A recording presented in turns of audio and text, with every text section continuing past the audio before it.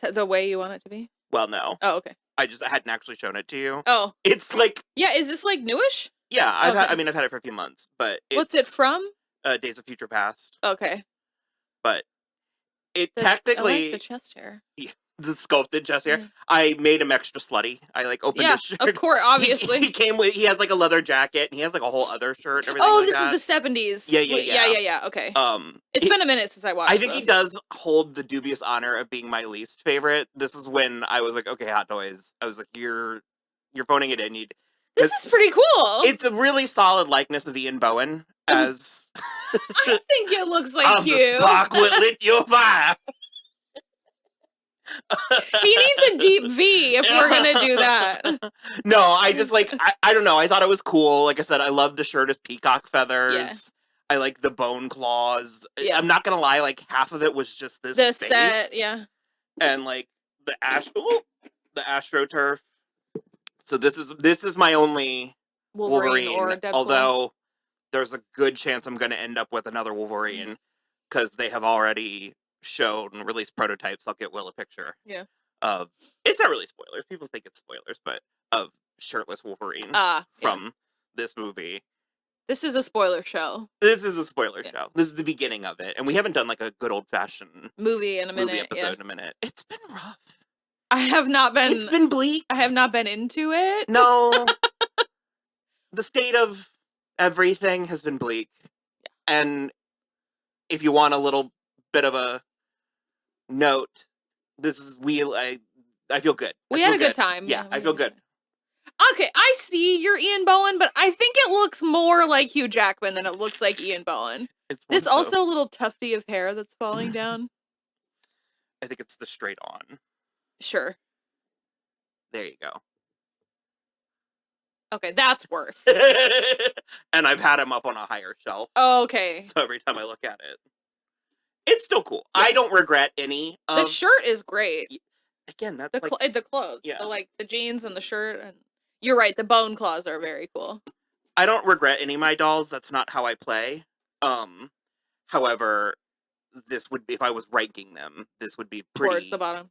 Because it's also the... Check out that nameplate. It's okay. Wolverine. Oh, it is. That's right. I do remember you having said that once before now. That's pretty tough.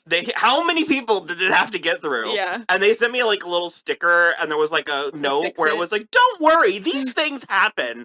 And I was like, do they? These things do happen. But I was sort of like, I tell you that. Yeah. Like, you don't tell me. No, it's cool. Things happen. Yeah. Don't worry, Hot Toys. I understand. And also as if I would ever cover it up. Like, as if I would ever put the sticker over it. I was like, this is Wolverine. With Ian Bohen's face and everything. All right, let's talk about this movie.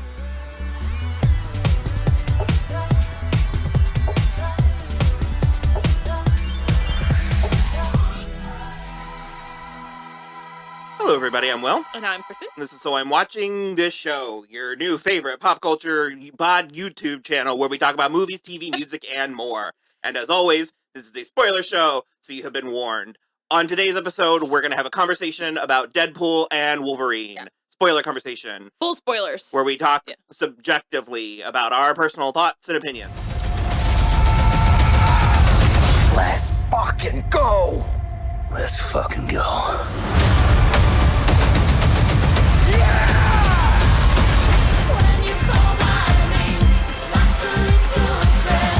Want to do some cocaine? Hey, cocaine is the one thing that Feige said is off limits. What about Bolivian marching powder? They know all the slang terms. They have a list. Even snowboarding? Even disco dust. White girl interrupter? Even forest bump. Do you want to build a snowman? Yes! Broadly, what did you think? Did you like it? I loved it. Did you? I was smiling a lot, like almost the whole time. It was funny. I think it really worked sort of despite, or like maybe because of the Disney of it all. Like the being able to like basically kick the mouse. It had a little bit more teeth than I thought it was going to. I thought we were going to get the bad words and some blood, and it was very violent. Yeah. Very. It was good. Excruciatingly. A lot of genital violence as well. Like a lot of adamantium claws right into the testicles. I really liked the adamantium bone to the crotch that he then proceeded to kind of jerk off. Actually, I also really enjoyed the like human centipede part of it where he was like knifing two of them from either end. He was stuck in both of them. Yeah, that was funny as well. Going into this, this had a lot on its shoulders because people in general and us specifically have been pretty fatigued. We were finding what both Disney and Marvel have been doing to be tedious. Yeah. And I kind of had stopped watching stuff. I enjoyed Loki. I watched it. I liked it. Did you watch never season 2? did watch season 2, and it wasn't like a protest. Like I just never got around to it. The really only thing, because there's not even really anything you didn't get from season 1 that like that you needed to like inform this. The only thing I think, well, no, because he's in season 1 too. The fact that Matthew McFadden's name is Paradox and Owen Wilson's name is Mobius is like, it's just funny, timey-wimey names. I was gonna ask, because we'll get to that. I mostly followed the plot, but I just wanted to establish that this has been sort of regarded, again, broadly and also by us specifically, as sort of, not so much a reset, but a recalibration.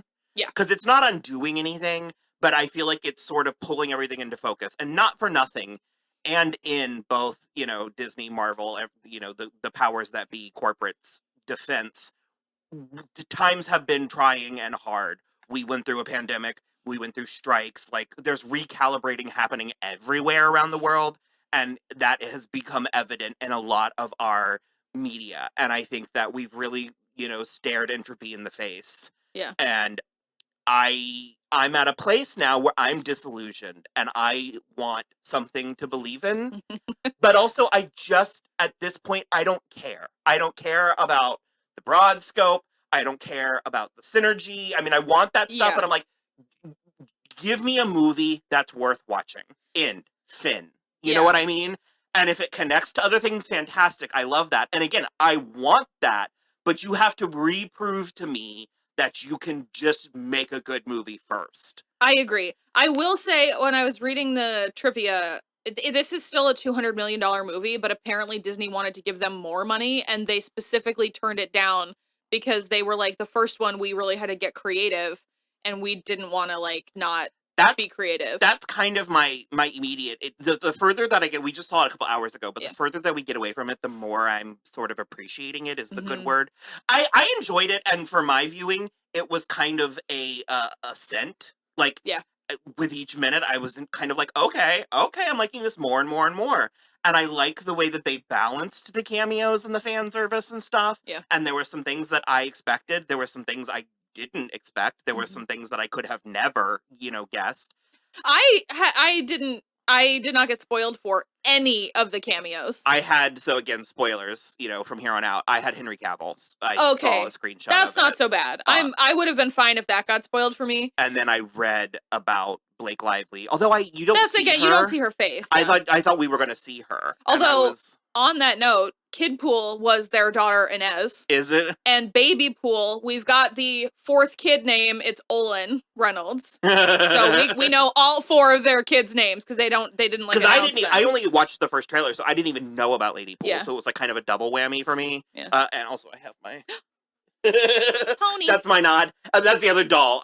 There's a good chance I'm going to get the Wolverine and then the Lady Pool. I really wanted to get Deadpool from Deadpool 2. With the high heels, and these are expensive. Yeah, they are. And expensive. I don't have it. Join our Patreon. I had the memory of liking Deadpool, but I think I had forgotten how much or how quality the first 2 movies were. Yeah. Because I think I had kind of chalked it off or chalked it up to the kind of Ryan Reynolds breaking the fourth wall, crude. No, but they're like actually funny. So much heart. And there's a lot of heart, yeah. We talked about it a little bit. This is a man, go ahead. We talked about it a little bit when we were picking up Dave's Hot Chicken. Not SpawnCon, but we'd take it if anybody knows anybody at Dave's Hot Chicken. And what I like about it, and I mentioned it in conjunction with the TV show Reacher, because there's such a and I guess Deadpool's not like a big hulking guy outside of just like being as tall as Ryan Reynolds. Boys movie. Exactly. But it's like he respects women. This and I'm just like, I love it. Wall to wall women. Yeah. In these movies, and this one in particular. I think not in a like they're trying too hard way. No.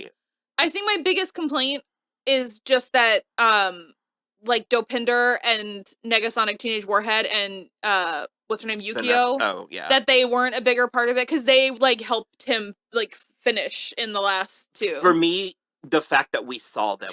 True. Like, yeah. And that's kind of what I'm the most marveled by this movie, was how it managed to have it so many different ways.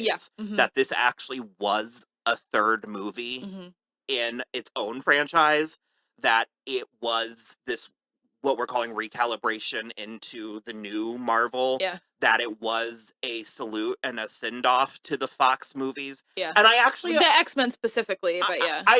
It makes me a little bit emotional how... Yeah. They didn't need... There was no excuse for that Green Day song over the end credits. Absolutely not. And, warts and all. Yeah. Dark Phoenix. Yeah. Fantastic Four. Like, and I feel like that's the way you gotta do it. It kind of reminds me of, they did a Star Wars tribute recently. I forget, it was some anniversary. And there was only a couple shots from the prequels, but you know what? They're there. They're part of it. And I think also because they're still making Star Wars stuff, I think they are rectifying the problem. Like, Hayden Christensen has gotten like a second go, and he's been very good. And what's his name? Ahmed Brooks? Ahmed Best, who did Jar Jar Binks. He was like the last Jedi standing at Order 66, and it was so good, like so good. And I mean, we talked about this a little bit with the Star Wars movies specifically. Say what you will, because there's a lot of debate and discussion about quality and legacy and stuff, but at a certain point it is what it is. Yeah. Like, at a certain point, this is Star Wars. Yeah. If you don't like this, you don't like Star Wars. And I feel insert that entire Freddie Prinze Jr. rant. I did a Star Wars cartoon, so even I get hate from Star Wars fans when I'm like, look, dog, you're just mad the franchise isn't aging with you. Right. But that ain't how it works. The first one was for fucking kids. Right. Yep. The second three were for different fucking kids. And this one is for kids. You just pissed off that Han Solo gave the fucking Millennium Falcon to a girl. Every time, it's so solid. He's like, no, you're mad because it's for kids and you're not a kid anymore. It's not for you anymore. Shut up. And the fact that there were so many places, and they poked fun. I mean, they poked big, hard, good fun at these things. But there's so many places where it could have been the butt of a joke, and it wasn't. There was this kind of odd nobility, and that like purgatory realm that they were in. The Void. It was more thoughtful and interesting than I thought it would be, or than I think it had any... I mean, I guess it had a right to be, but well, we saw it in season 1 of Loki, too, because that's where like President Loki was. If I'm being honest, I would have loved a President Loki cameo. Okay. Come on, I know Tom Hiddleston is busy. I know he's doing another season of The Night Manager, but let's get him. But it's like, even just Jennifer Garner's Elektra, like, nothing needed to have, like, that didn't need to be in this. I want to talk about all of the cameos, because very specifically, the specificity of the cameos is really something special in my opinion, and we'll get to them individually. But what I liked the most is every single character that had a cameo, it was longer than I thought it was going to be. Yes. I was thinking it was going to be like, hey, this character, this character. Brad Pitt from the second one, which again, I love. I love the second one, and I like. But no, it was like plot. Like, because I had heard, so I call it a half spoiler. I saw Chris Evans' name in conjunction with Deadpool, and I like freaked out and stopped. And so the idea that I would see him in this movie was fresh in my mind. First of all, his hair, never better. I don't know what it is that he won't let it be long. Like, he won't let, they always keep it too short. I love that man so much. He's so, I don't know. I feel like he has been at home for too long because the Boston was coming out a little. But he's like in the movie. He is in the movie. That's brilliant. It's in the movie done. Like I said to Will when you were in the bathroom, I was like, that was like 10 minutes. Yeah. Which is like 9 more than I thought we'd Way get. more. And that goes for literally everybody. Like, Toad had like 5 3 scenes in this movie. And just like, and even the reveal that Chris Evans was Johnny Storm, because you just assume he's Captain America.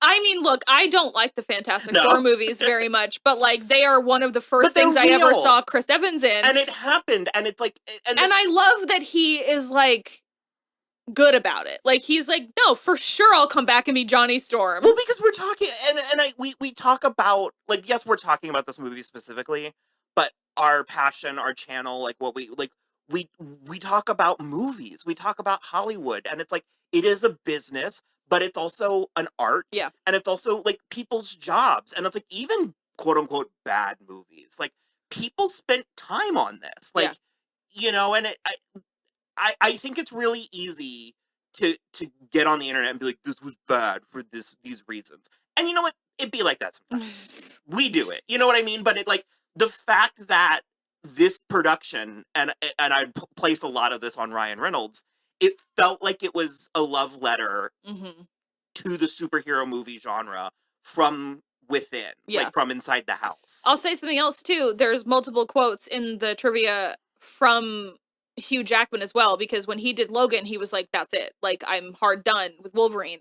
So people were asking him why he came back for this, and he was like, I just wanted to have like a really good time making a movie with Ryan Reynolds. This was and it was apparent. Top, like, I would say top 3 Wolverine, maybe top 5. Weirdly, the one where he goes to Japan is so watchable. Yeah, so I know watchable. you've said that. Even Will likes it, and he has way less patience for this stuff. I've technically seen it. I don't remember anything about it other than the blonde chick doing this, ripping her skin off. I don't remember that at all. So she's like a lizard. She like draws down her face and like pulls her skin off. Sure. That's all I really remember. But no, they were so good, and there was a midlife crisis quality to this movie. It's like underneath. Well, no, it's pretty on the surface too, because I mean, right, more than once, sure, he's like, I want to matter. I want to do something that matters, and I think that's a very like, I'm turning 50. What? Well, and they made multiple jokes about, you know, Hugh Jackman about Wolverine, and he even said, because Chris Evans is not 50, but I mean, he's closer to it than he is to 30. Yeah.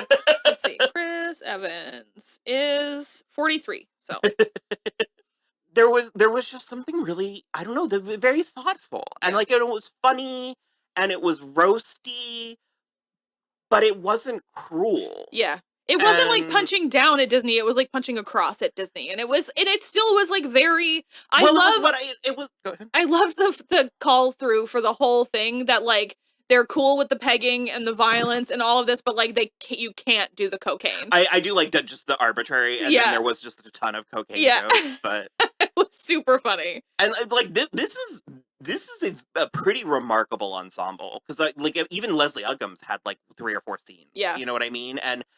She's so funny. There's not a lot of Vanessa in this movie. There's enough.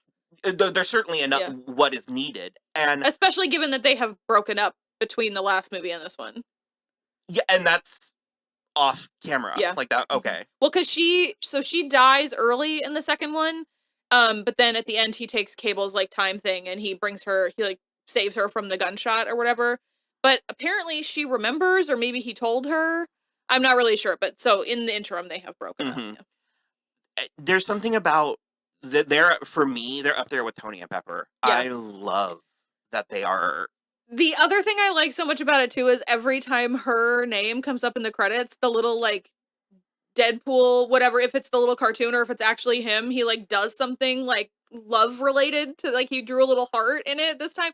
It's hilarious. I just think it's cute and it's hilarious. They have really lovely chemistry, Marina and together, Ryan, and I love Marina Picard. So yeah, she's great. also one. A lot of them are people who have kind of been on the periphery of a lot of big things. Yeah, and it's just, I don't know. It's really gratifying getting to see them have their moment, and it's like.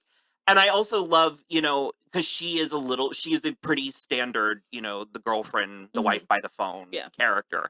And those types of characters get maligned because that's the only thing that women get to do in so many movies. But again, like I said, I mean, this movie and this franchise and stuff is littered with women, so Yeah. I don't mind when she gets benched a little bit, Sure. or when, and it also just suited the arc. I guess Do you want to talk about the rest of the cameos? We didn't even list them all. well, sure. Okay, I loved the Jennifer Garner Elektra. I did not see that coming. It is truly hilarious. That's such a bad movie. I loved the joke that he was like, I'm really sorry about Daredevil, and she was like, meh. Because it was Ben Affleck. That's fucking hilarious. It's so funny. And I loved Wesley Snipes as Blade. So funny as well.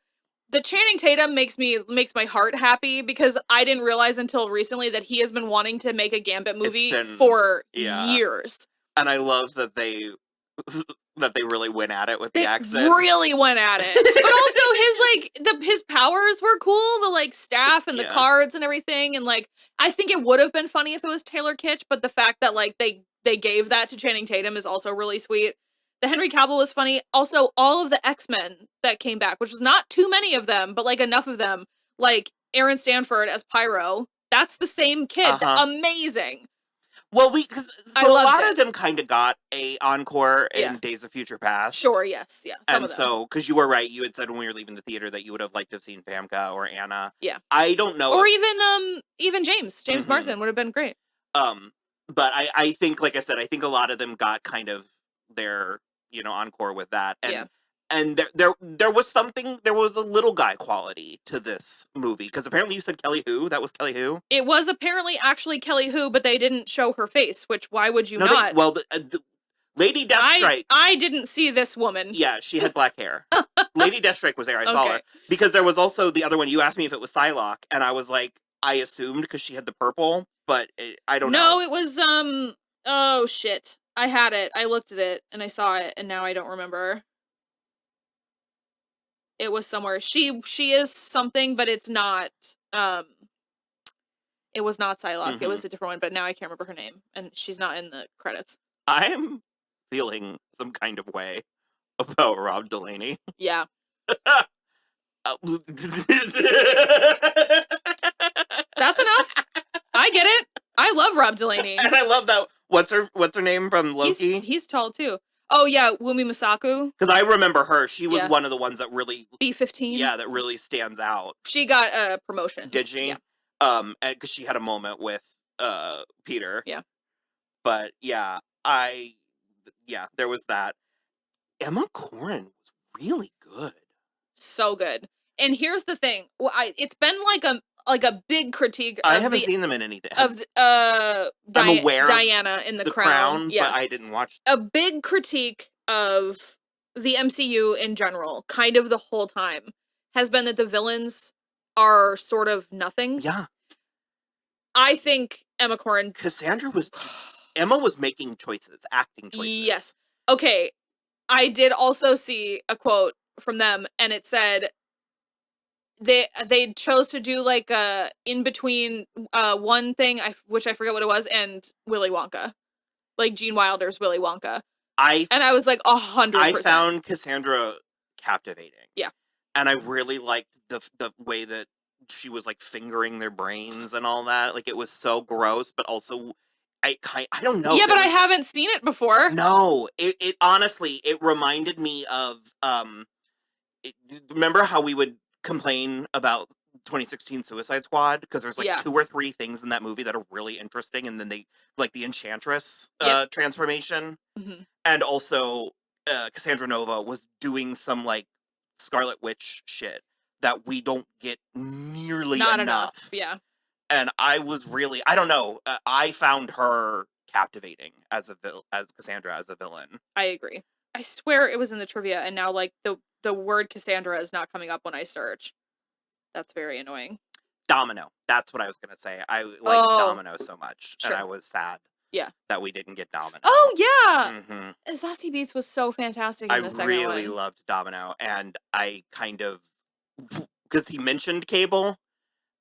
There was like a throwaway joke, but I kind of wish that we could get Keira Knightley's Cable. I thought that would have been Because she was in the running for it. No, it was just a joke in the movie. He just Oh, kept is saying that what it Keira Knightley was? was going to play Cable. Yeah, no, that would have. I think she could do it. She could do that, but Josh Brolin could not do Elizabeth Swann. Couldn't do Domino. Yeah. It was really thoughtful. I'm not fully certain I understood the plot. I guess it's the issue with the multiverse in general, and it's the kind of thing that, like, people keep saying that the multiverse doesn't work or can't work or it's not working or it's impossible and this and that. And I think I'm like, it's the multiverse. There's multiple people. Like, it's this different timelines. It should be so easy. And of course I can see how that would get convoluted, but I feel like you just do it. And yet every time that they do it, I'm sort of like, wait, what? So, yes, I agree with that. I think for me, there has to be some kind of rules. Like, we can't just keep bringing actors back to be their characters if they've died. Like, Because this did not undo Logan for me. And some no, people because have it's a different timeline. It's a different Yeah. Wolverine that he brought over. And That so I Logan guess- is hard. That whole scene in the beginning where he's like sitting with his, he's like, I'm no man of science, but you seem extremely deceased. That is Logan, the Logan who died for X-23 or whatever. So it did not undo Logan at all. And in fact, Hugh Jackman called James Mangold on the phone and was like, I'm gonna do this, but this is the story. Just to get And he was blessing. like, cool, do it. Yeah. Because he also didn't want to undo it. This is his legacy.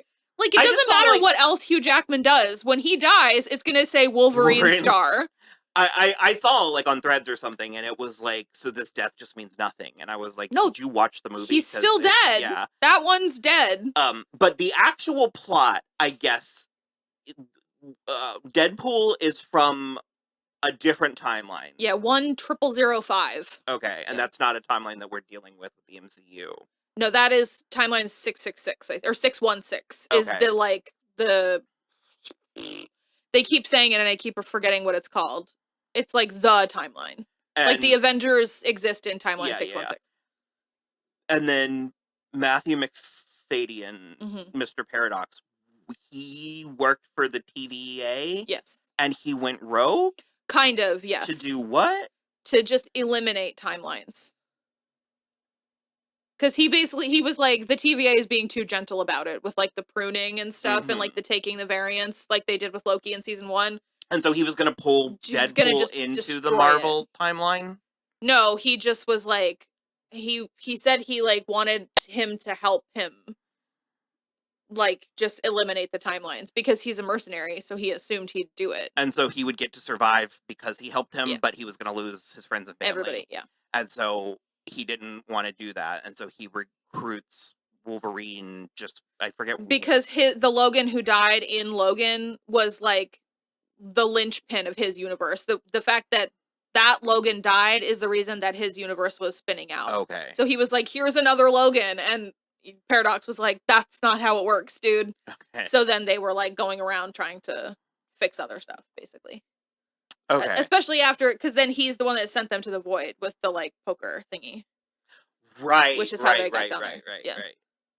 And then Emma Corrin, or Cassandra, was Xavier's twin sister, who kind of got banished to the void as a baby.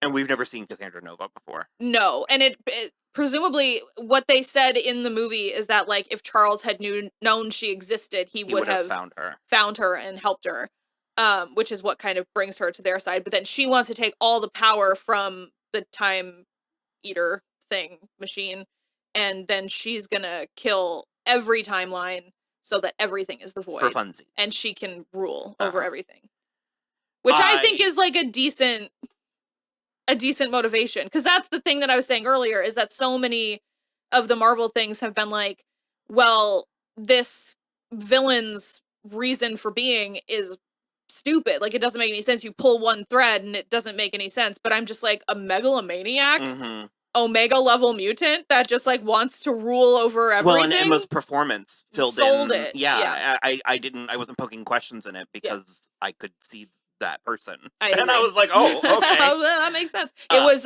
by the way, Willy Wonka and Hans Landa from, Inglourious Bastards. And I was like, I see both of those, and that's fantastic. 2 all-time Yeah. greats.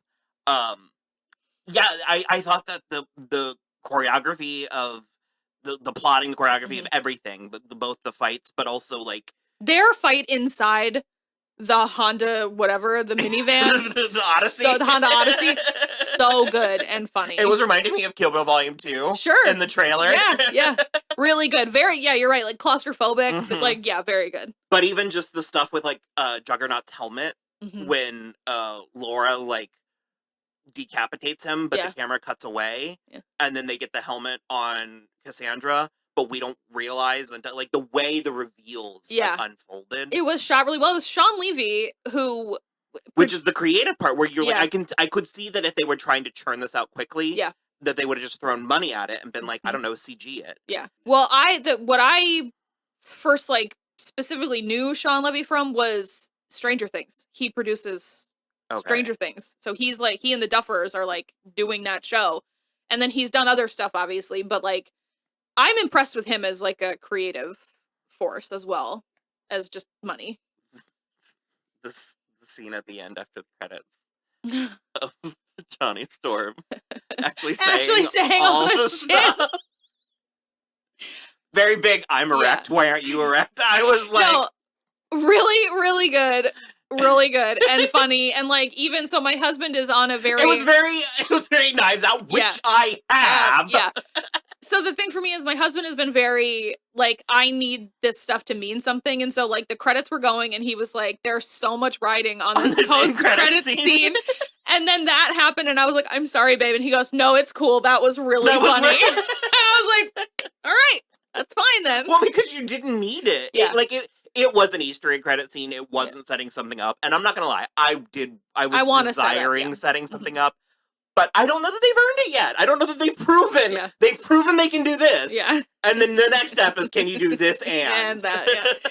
Well, the thing, because then also in the car on the way home, you were like, I don't care at all about the Fantastic Four, and Will was like, you have to. Buckle up, you're gonna have to, because it's like a big deal. Because instead of like the Kang Dynasty or whatever, it's gonna now be the Doomsday or whatever. I don't want Robert Downey Jr. back.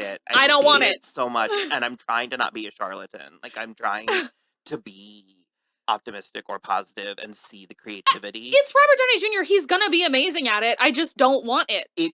My issue, because I know for a fact every bad idea, every bad movie, every bad thing that we've seen could have been good. Yeah. There's, of course, anything could be good if done right.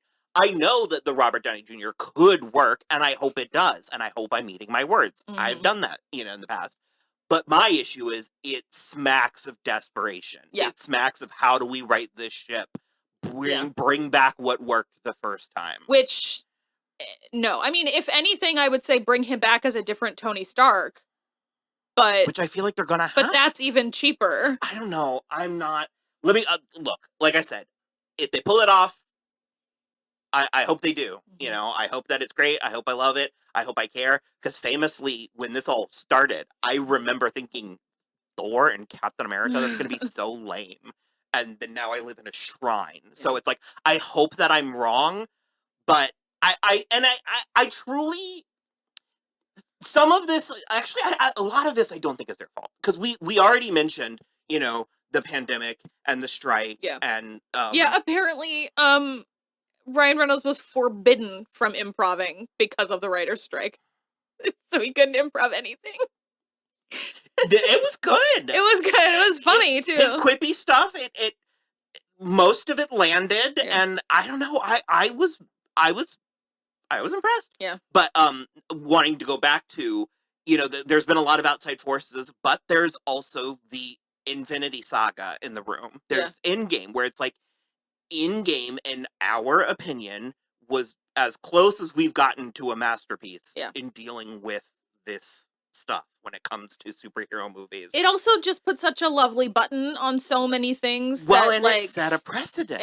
I mean, 52 above the line starring cast members, the culmination of 10 years, and it really it set a precedent. Like I go into Marvel movies now knowing that that's on the table. Yeah. Like knowing that in-game is possible. And so it really, really set a high bar that they're having a very hard time. I don't even need the problem. In my opinion, the problem for me is that they are trying to reach that again. You shouldn't be trying to replicate that. You should have been telling the next story. We don't need a replication of something that was near perfect, because now what you're doing, and again, I think this comes from the top. It comes from the Bob Chapek of it all. Because now what's happening is you're doing a DC. You're trying to catch up with yourself, and in doing so, you're just throwing everything at the wall as opposed to making me care about these new characters, like the newer set of characters. I can't get past. I watched Shang-Chi in 2021, and we haven't heard from him since. I know, and it's because again, I loved Shang-Chi. Yeah, I me really too. enjoyed it, and there Same. have been steps along the way, like even something like Multiverse of Madness, which I don't think worked. Parts of it did. Yeah. And it's the Wanda stuff that didn't work. The Doctor Strange stuff was fine. But also the Wanda stuff was the stuff I was interested in. Yeah, and but then they did it bad. I didn't like. Yeah, I didn't like it. I didn't like how it was stitched together. Yeah, and so it was really nice to have something that was.